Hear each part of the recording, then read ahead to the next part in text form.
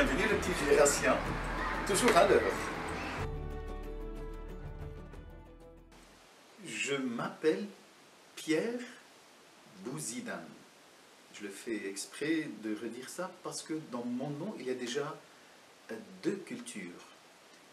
Par mon prénom, Bouzidane, ça veut dire que j'appartiens à une culture arabe, libanaise, qui a éduqué ma conscience, dans la littérature aussi, a enrichi mon entendement, et les goûts, les saveurs donc, ont contribué à ma personnalité. Donc le nom de famille, Bouzidane, dit mon appartenance à une culture arabe, et plus particulièrement au Liban.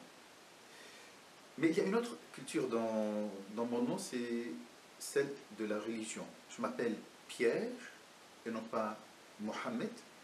Ça dit aussi que je fais partie de ces chrétiens qui étaient là dans cette région, presque les premiers chrétiens. Eh bien, actuellement, je suis en Suisse, à Moutier, curé de la paroisse catholique romaine. Ce qui m'a conduit ici, c'est d'abord des études en journalisme que j'ai effectuées à l'université de Fribourg.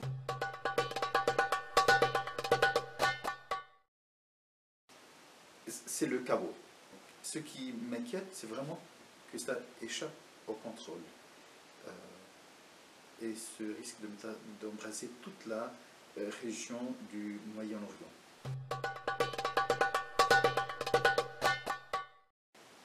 C'est une question à laquelle je n'ai pas de réponse parce que je crois eux-mêmes, ils ne savent pas ce qu'ils veulent. Déjà, Assad, donc tout ce qu'il veut peut-être maintenant maintenir son pouvoir, ou bien essayer de s'en sortir sans de complications pour son avenir personnel, donc pour lui. Et puis pour les opposants, je crois qu'ils n'ont pas une vision d'avenir. Donc tout ce qu'ils veulent, c'est déloger Assad. Donc il n'y a pas un projet d'avenir pour la Syrie, parce qu'entre eux, donc aussi les opposants, ne sont pas d'accord sur quelle Syrie après Assad. Et Assad, donc, ce qu'il cherche actuellement, je crois, avec le moindre de dégâts, c'est de créer probablement donc, un avenir certain pour lui et une certaine continuité peut-être pour ceux et celles qui sont restés fidèles pour lui dans le pouvoir. Donc, la question actuellement, à travers tous les discours, ils ne pensent pas encore à la paix. Donc, tout ce qu'ils veulent actuellement, c'est gagner la guerre. Il n'y a pas de projet d'avenir et c'est ce qui contribue un petit peu à cette situation chaotique pour tous et aussi pour les pays occidentaux. Donc ils n'arrivent pas à comprendre on fait la guerre pourquoi? Eh bien pour rien.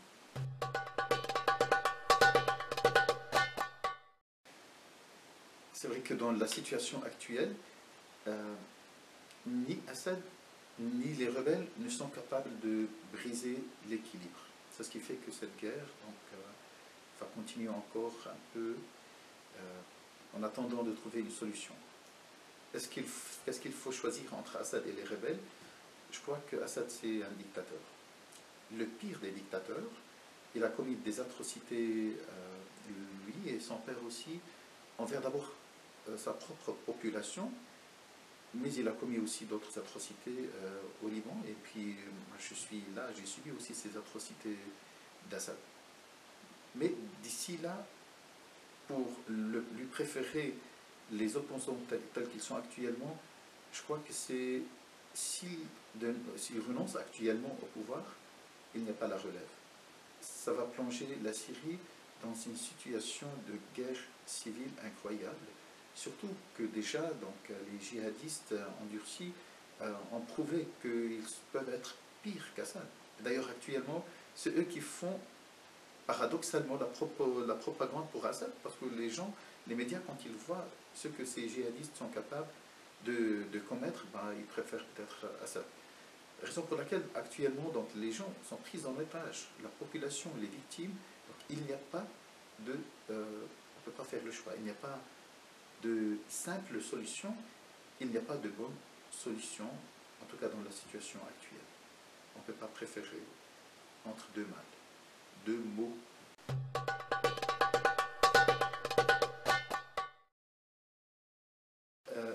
Il a un intérêt stratégique et géopolitique qui est très intéressant.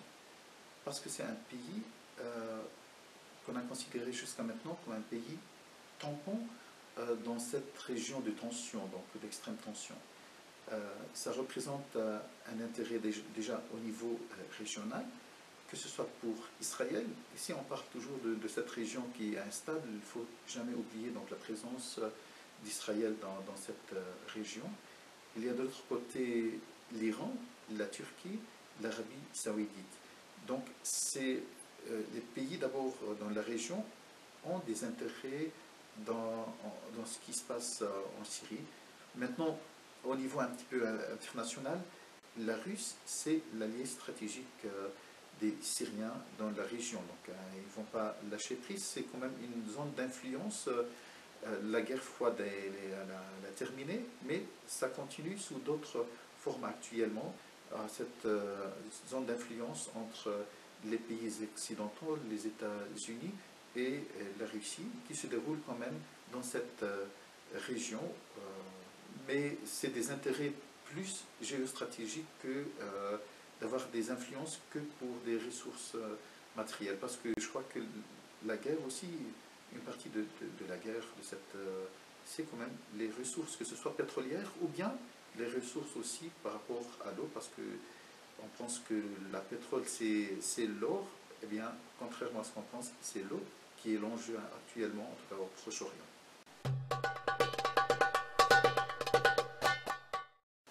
Ce qui est sûr, c'est que la guerre engendre la guerre, la violence engendre la violence.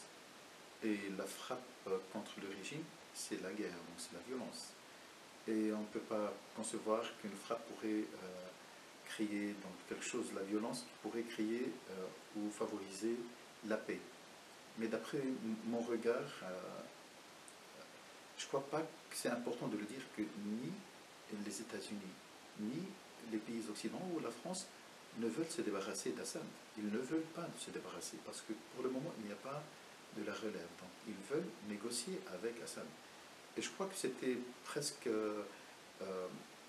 un coup médiatique, si j'ose dire, pour obliger Assad à faire des concessions. Ben, c'est ce qui se passe actuellement, puisqu'il fait de la concession sur ses armes chimiques. Je crois que les enquêteurs des Nations Unies n'ont pas pu déterminer qui en est les responsables. Donc, je ne suis pas plus expert qu'eux, mais je m'abstiens de... Je n'ai aucune idée. Et je crois que ça contribue à cette confusion dans ce conflit. Donc, c'est un coup monté, mais ça reste un mystère.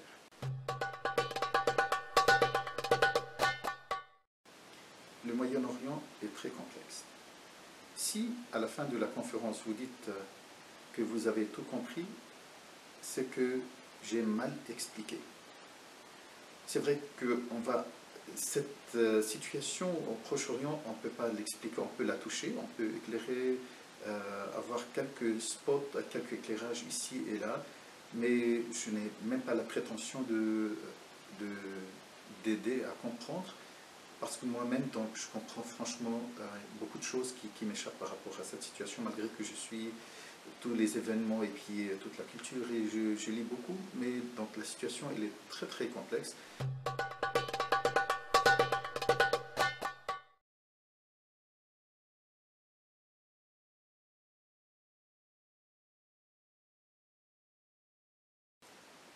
Merci d'avoir dit les œillères, c'est vrai. Je crois que dans la croissance et puis la maturation humaine des pays occidentaux, ça vous a conduit, que ce soit la diversité culturelle, philosophique, ça vous a convergé vers un patrimoine commun pour les pays occidentaux, ce qu'on appelle ce patrimoine commun de valeurs, de droits, qu'on appelle les droits de l'homme. Mais ce que les pays arabes reprochent beaucoup, c'est qu'il n'y a pas ce facteur de la religion dans ces droits. Or, dans la manière de traiter ou de travailler ou de promouvoir la démocratie dans ces pays, les pays occidentaux ont été presque ils méprisaient le facteur religieux. Le droit universel de l'homme, ce n'est pas quelque chose qu'on décrète, mais c'est quelque chose, un but vers lequel il faut atteindre. Et je crois que les pays occidentaux ont eu au moins 3 siècles pour arriver à cette réflexion, et il faut peut-être vivre ou aider aussi d'autres pays, mais ce n'est pas quelque chose qu'on impose de l'extérieur, mais c'est quelque chose qui doit venir de l'intérieur. Le printemps arabe, il a commencé de cette manière. C'était de la base, c'est les gens, c'est une certaine attente de la paroisse, de la part des populations. Et il faut bien sûr différencier entre ce qu'est la démocratie et les droits de l'homme. La démocratie, je crois que c'est un système politique propre à une région, mais qui n'est pas forcément applicable. Il y a d'autres système politique qui respecte aussi l'homme et qui respecte aussi ses droits. Les valeurs communes, il faut en avoir, il faut les chercher, mais ce n'est pas avec la guerre qu'on peut le faire, ce n'est pas en imposant un système économique, financier ou politique qu'on arriverait à ces valeurs communes entre les pays occidentaux et les pays arabes.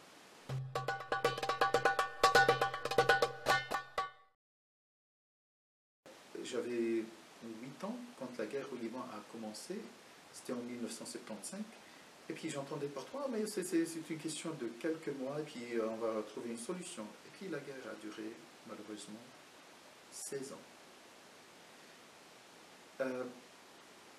Je me demande, est-ce que ce qui se passe en Syrie, et comme tu le poses la question, est-ce que ça va se transformer en une guerre d'usure? Parce que pour le moment, il n'y a pas de perspective d'avenir dans cette guerre.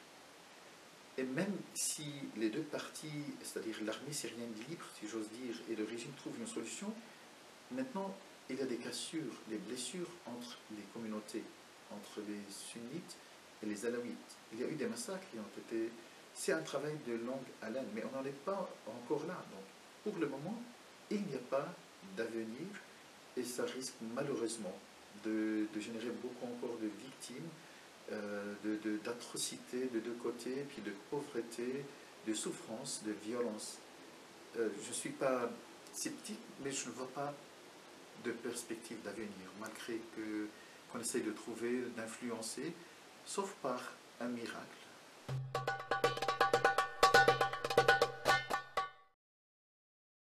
Je crois que les médias ont un rôle tout simplement de nous présenter une actualité et de dire aux gens tout simplement, voilà, pendant un certain temps, il faut penser à cette actualité et il faut penser à cette actualité de cette manière. Mais les médias ne sont pas tout puissants.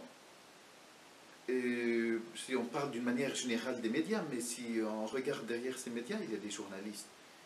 Et les journalistes eux-mêmes sont confrontés parfois à la complexité d'une situation. Et ils viennent voir cette situation avec leur prisme, avec peut-être des valeurs, avec une manière d'interpréter les choses. Or, dans ce qui se passe dans le monde politique, si j'ose, ou bien dans le monde économique et financier, c'est-à-dire c'est ce qui gouverne le monde, il n'y a pas de valeur. Donc, ce qui gouverne le monde, ce sont plus les intérêts. Et les journalistes, eux aussi, ils sont pris en piège dans ce rôle que leur impose peut-être une machine de guerre ou bien les gouvernements. Et puis ils essayent d'un autre côté de comprendre eux-mêmes et puis de présenter parfois à leurs lecteurs, à leur public. Et là où il y a le problème, c'est que parfois on passe de la simplification à la simplicité, ce qui fausse vraiment les événements ou leur manière aux gens de voir.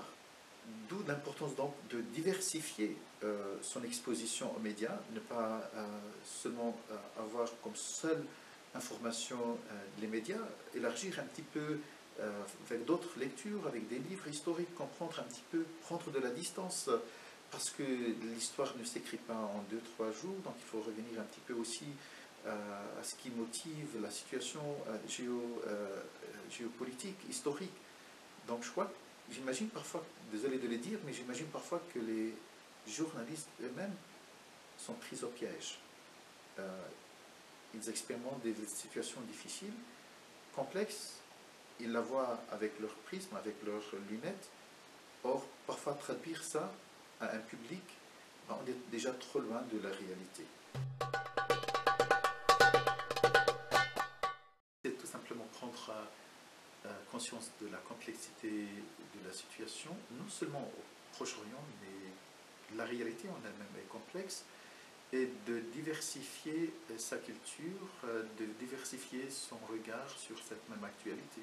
Essayer de lire, d'aller creuser, parce que les médias n'ont pas de recul, n'ont pas de distance avec l'actualité. Il faut parfois avoir une grille d'interprétation et de cette réalité. D'où l'importance peut-être d'avoir un ami fidèle que sont les livres. Les livres, je crois, c'est une réflexion sur la réalité et peuvent apporter pas mal d'éclairage.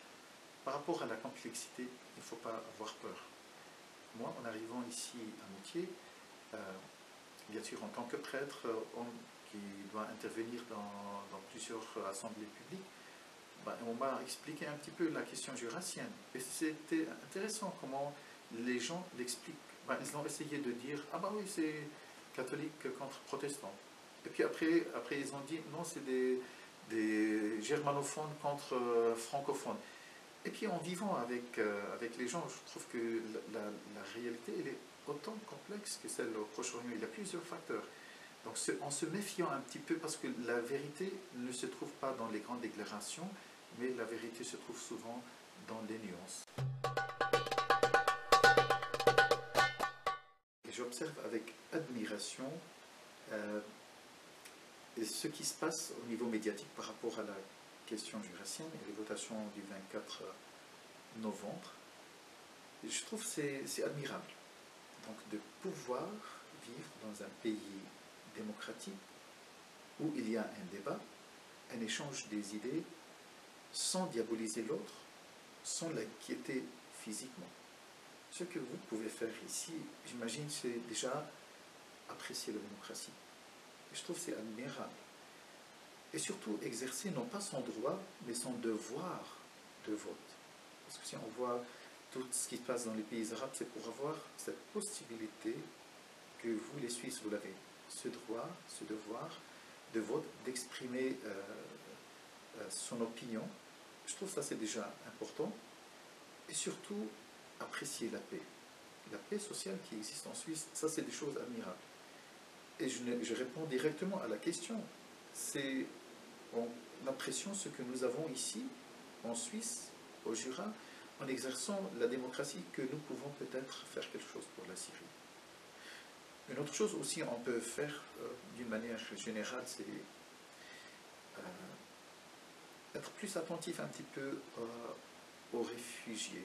Parce que c'est vrai, je suis libanais, j'ai vu beaucoup de Libanais qui quittent le Liban, et puis j'ai cette réflexion que chaque être humain a droit de quitter son pays, mais c'est son pays qui doit le convaincre de rester.